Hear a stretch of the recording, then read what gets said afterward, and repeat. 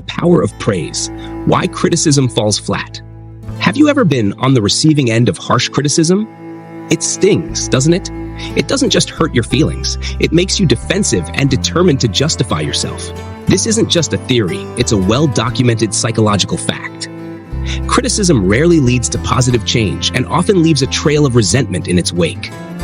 B.F. Skinner, a renowned psychologist, conducted experiments showing that animals learn more effectively when rewarded for good behavior rather than punished for bad behavior.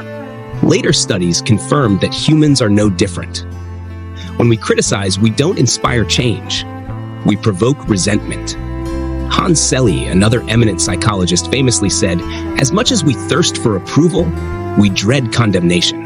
This fear of disapproval can demoralize employees, family members, and friends without even solving the problem at hand. Let's look at a real-world example.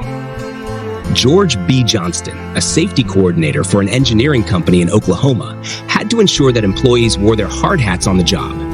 Initially, he enforced this rule with a stern approach, which resulted in grudging compliance at best.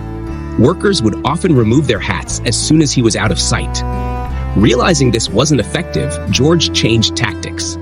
Instead of issuing orders, he asked if the hard hats were uncomfortable and reminded the workers gently of the safety benefits.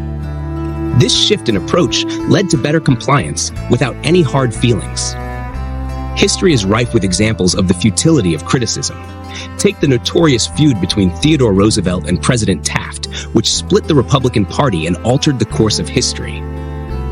Roosevelt's fierce criticism of Taft didn't make him see the error of his ways. Instead, Taft, with tears in his eyes, insisted, "I don't see how I could have done any differently from what I have."